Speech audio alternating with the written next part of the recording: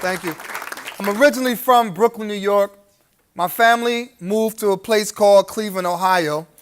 And when we moved to Cleveland, we lived in a place called the Salvation Army.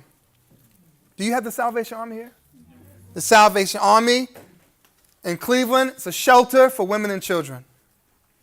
But even while we lived in this shelter, my mother, she would take us to go feed other homeless people. At a very young age, she was teaching us that no matter how bad you think you have it, somebody has it worse to you. No matter your situation, no matter your struggle, the medicine for our anger is gratefulness. Be grateful. Be grateful. I just told you a story of this woman who was being abused and killed by her husband. So if your husband is leaving his socks around, you can get over that, okay? Inshallah. It's not that big of a deal. Ready, Mom? It's not that big of a deal. This is a reality. The struggle that we are experiencing in this country. I didn't come all the way from Cleveland to be dishonest with you. I'm going to give you my truth. And sometimes the truth, it may hurt a little bit at first, but in the long run, it's best. And lies, they feel good at first, but in the long run, it's not good for you. Adam, do you mind if I be truthful tonight? Khalas. I have to ask your wife too, brother. She's the boss. Is it okay, sister? Khalas. You know, there's 4 E's that I believe make people who they are. 4 E's. I had the opportunity to give a TED Talk in Cleveland, and I expounded on this 4E theory. The first E is environment. I had the chance to be in Oklahoma City, and it's called Edmond. Edmond. And Edmond is much different from Tulsa. I'm seeing the difference on the north side of Tulsa and Edmond. This is a different place. So let's take a dog. I know you all don't have dogs, but let's take a dog. Muslims act like they don't have dogs. You got dogs. Whatever. Just don't name your dog Aisha. That's a problem, okay? But anyway, so let's take a dog from Edmond, and let's take a dog from where I'm from, which is what we call the hood, okay?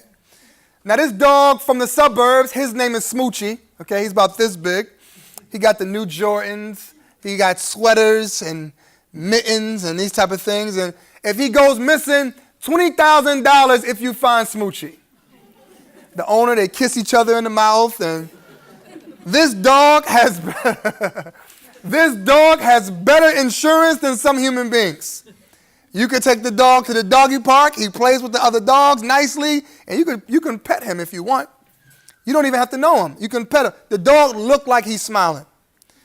Now this dog that come from where I come from, his name is Butch, Killer, Optimus Prime. We feed him hot sauce, gunpowder, hot Cheetos, leftovers. The dog stays outside. I don't care how cold or how hot it gets. He's staying outside. You can walk on the other side of the street. You pose no threat to the property that Optimus Prime is guarding, but yet and still he wants to give it offense and get you. Even the cats are mad. The pigeons don't fly away. The squirrels just walk across the street. Even the animals are impacted by the environment. Now imagine the impact that it has on human beings. You see, you look at black and brown people, and sometimes you can look only at the what and not pay attention to the why. Then you think these people are a bunch of animals, but you don't understand their condition. One thing that I love about Muhammad, peace and blessings be upon him, and I consider everyone in here a believer. You believe in something. I believe that you are all here because you believe in justice. You believe in justice. But the prophet, peace and blessings be upon him, he had a way of understanding the condition of the people. See, you can't fight for justice or do anything for anyone if you don't understand their condition first. So one man came to the prophet, peace and blessings be upon him, and said, "Can I kiss my wife while I'm fasting?" Now, he was an older man, so the prophet said, "Of course, peace and blessings. You can kiss your wife." Another man came, asked the same question. He said, no, you can't. You're young, you're going to break your fast, man.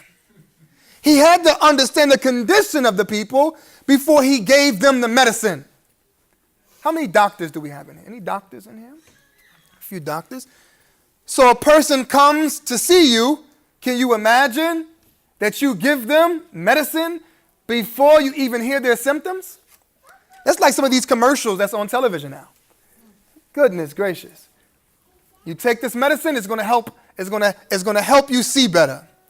And then a lady, she's like running in the park, walking her dog, The commercial looks so nice, But if you just listen closely, but if you take this, you could die.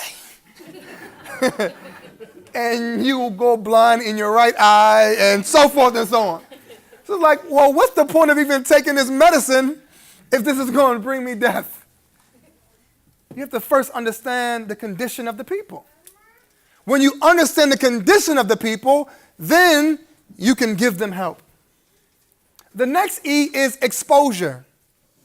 Many of us have walked into some people's homes, and it smelled like death when you walked in. I mean, it was really, if you don't know what I'm talking about, it's probably your house. So it smelled terrible. Maybe it was your home. But everybody in the house is just chilling out. They're relaxing. The kids are still playing. Everybody is just, and you're like, they don't smell it? Why can't they smell it? Because they're used to it. And if you stay there long enough, what will happen? You're going to get used to it too. The condition of our country. The condition of politics right now. That we live in an era right now where we see, I know this is a 501c3, so I'm going to be careful. But you are seeing something that has existed for a long time. You may think to yourself, where did all this hate come from? But there are people who have experienced this hate every single day. But for some, this is a new thing. The last two E's is education and experiences. I close with this, and then maybe I can take some questions. In the Quran, there's a conversation between God and Satan. And you don't have to be Muslim to get the wisdom from it. I mean, I get wisdom from Dr. Seuss books. So surely you can get wisdom from a book that billions of people consider to be the Word of God, right? You're not going to turn into a frog. Tell your cousins and them. You're not going to turn into a frog if they read the Quran. So this conversation between God and Satan, where God tells Satan, bow down to Adam. Bow down. And Satan says, Bismillahirrahmanirrahim, he says, Ana khayrun minhu. Khalaqtani min nar, khalaqtahu min tin. He says, I am better than him. I'm created from fire. He's created from dirt, from mud. So we see that racism stands on a satanic foundation. You can't be Muslim and be racist. Now, I'm not talking about you, but I'm talking about your cousins and them. Okay? You can't be Muslim and hate people based upon what they look like. I mean, that is a sign of a mental health issue.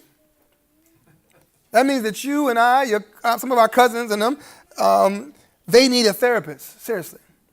If you hate someone solely based upon how they look and where they come from and what language they speak, something they didn't have a choice in, that is a sign that there's something going on upstairs. But more importantly, this is the foundation of Satan. He says, I'm better than him. Sexism within the Muslim community. Now, the masjids that I've been to here in Oklahoma, they're very beautiful, Imam. And I can tell the sisters are very happy there. But I can take you to some masjids across this country where Muslim women are in dark basements. And they have to go through Alice in Wonderland tunnel just to get, I swear to you. Have you seen this before? I mean, it's they can't even pay attention in Salat. There's no khushu, man. There's a drip hitting their hijab every time that they bow down. We will never be successful as a Muslim community if our women do not have a seat at the table and their voice is being heard. We will never be safe. We will never be successful. Think about this for 1 second. Where would we be without Khadijah? Where would we be if the prophet could not run home to his wife? Where would we be? I mean, he thought something was going on. The first person to embrace him was his wife. That's a sign, sisters, that when your husband has a great idea, you can't say this is ridiculous. You gotta hear him out, You gotta speak life into him, sister. Your words can bring life or bring death, so be careful, be careful. Some of the husbands like, I told you that. The first person to die for Islam was a Muslim woman. Where would we be without Aisha as the greatest scholar of hadith? Was his wife. But the beauty about the prophet, in my closing, is that everyone believed that they were his favorite. We tell our children to be good Muslims, but we walk around with the Sour Patch face. You ever ate Sour Patch candy before? That face that you make when it's like, we walk around with that face. You want your children to be good Muslim, but you don't even look happy. Why would you want your children to be something that you don't even look happy? So one brother said to me, brother, your pants legs, that's the sunnah. I said, brother, the sunnah is smiling too. You didn't even ask me my name before you talk to me about my pants legs. You don't even know my name. You want to talk about my beard? Maybe I can't grow one, man. Maybe this is as best as it can go. You don't even know my condition. And you've already given me medicine that I don't even need. You're talking to this sister about her hijab, and you don't know that she might be being beat at home. You're talking to her about what type of Muslim she needs to be, and you don't understand her condition and what she's dealing with and what she's going through. See, because the same people that can speak against other people because of their religion are the same people who will speak against the people of their same religion because they think that they are above someone else. Don't you know that Allah is merciful? Don't we know that God is merciful? Do you only want to, Allah don't just speak about the hellfire. See, the Quran is a very beautiful book where it speaks for itself. It doesn't need anyone to speak for it. It speaks for itself, right? The Quran speaks to different people depending on who they are. For some people, they're inspired by hellfire. Hellfire, that'll change them around. It's like our children. Some of our children, I have 3 children, and they are something. I have my daughter, who of course is the best. She's the best. And my 2 sons, who are I just don't know where they came from. I have no idea. It can't be from my side. Ukda, it can't be from my side, brother. Honestly. But my daughter, I can say to her, you really made daddy upset. And she's like, she starts crying, Daddy, what can I do? What can I do? And I'm like, and I'm just playing a role, and I'm just like, but in the back of my mind, I'm like, yes, I'm just like, you really made daddy upset, and she's like just crying and she's just so sad, If I say that to my son, he's like, who cares? It don't care. It don't matter. So him, I have to say, I'm going to whoop your butt, man. I'm saying, that's his inspiration. And my other son, I just say, you can't get cookies. And then that's his inspiration. As parents, you have to speak to your children in different ways. People are inspired in different ways. So Allah says, for some, hellfire. That's sufficient for them. For some, he says, man, the rivers, the things that you'll get in heaven, oh my goodness gracious. That's inspiration for some, right? So depending on who a person is, you have to work with them, not where you want them to be, but where they are.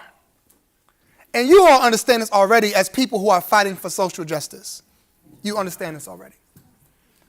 But I want you to know, no matter what we're going through right now, no matter what we're dealing with, Allah chose us. God chose us for this time. This is our time. And we're not going to let Trump, and I know I'm in a red state, Ukda, you got my back, right, brother? All right, brother. We're not going to allow Trump, Republicans, or Democrats to take away the humanity of this country. That we're going to fight for our brothers and sisters who are Native Americans. This is their country. I was looking around Oklahoma. I was like, where are the Native Americans? I want to see them. I've been looking, man. I've been looking, I swear. There she go. There she go. Good. That's what I'm talking about. Yes. Yes. They told me the Sooner story. I couldn't believe it. I said, Sooner or Sooner? What are you talking about, brother? I said, what's going on? Yeah, man. I went down to Black Wall Street, where Black Wall Street was, and my heart was broken. To see a place that we revere across this country, and to see no remnants of that success. And as Muslims, you and you must be connected to the history of black and brown people in this country.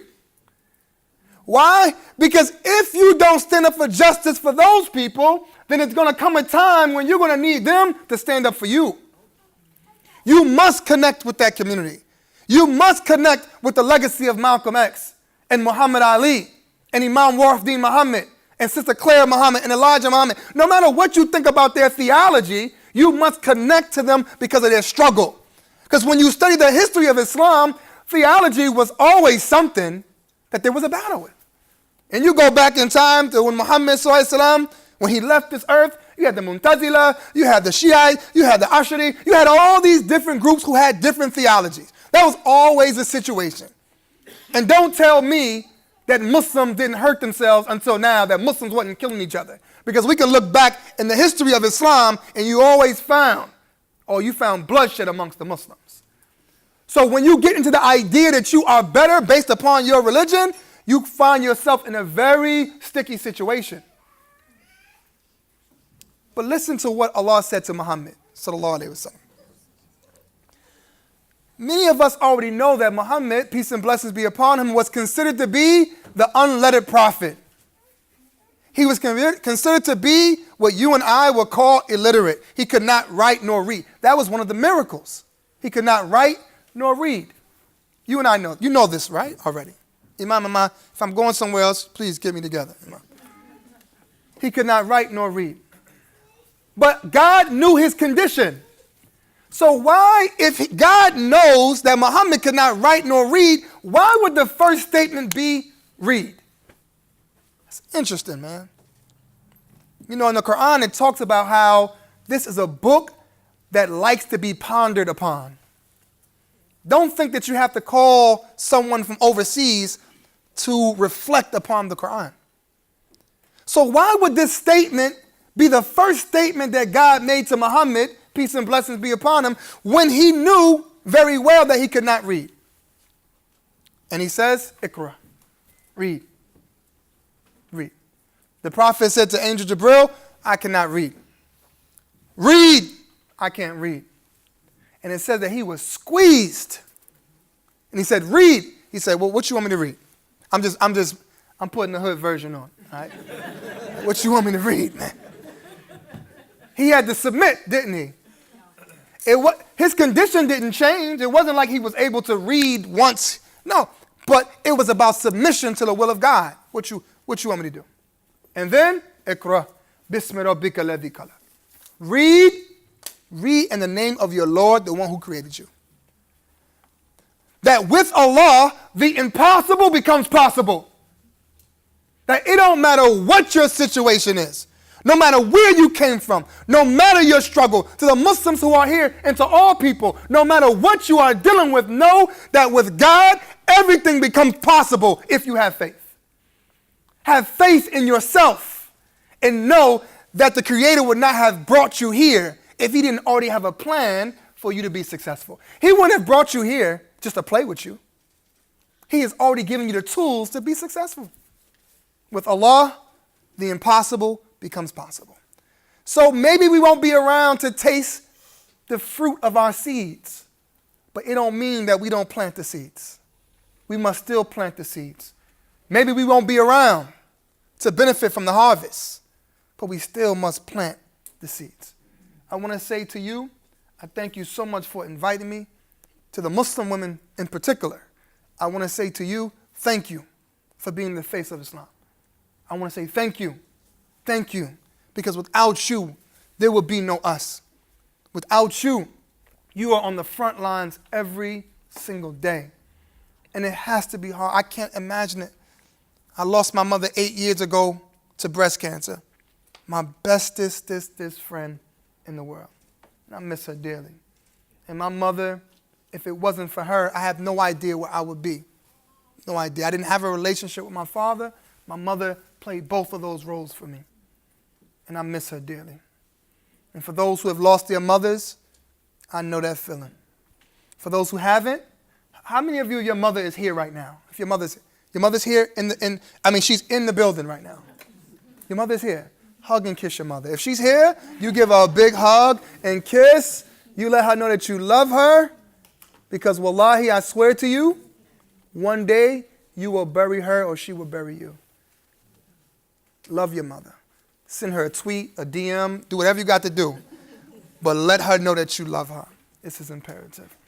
I ask Allah to bless you, to protect you, and to guide you. That you continue to be on the front lines for justice for all people. That not only do we fight for our brothers and sisters in Palestine and Somalia, but we fight for our brothers and sisters in Chicago and Cleveland and in Tulsa. Terrence Crutcher, shot and killed, right? The young brother who was in his own apartment and shot and killed in Dallas. This is a reality for so many people. So I ask you that we must stand up for justice for all people. Not just in your community. Not just those who speak Arabic or Farsi or Urdu, but for those who speak Ebonics. You understand? Speak up for all people. Stand up for justice for all people. If not, Allah will hold us accountable for it. May God bless you. May God protect you. May God strengthen you. Thank you for the opportunity. Assalamu alaikum.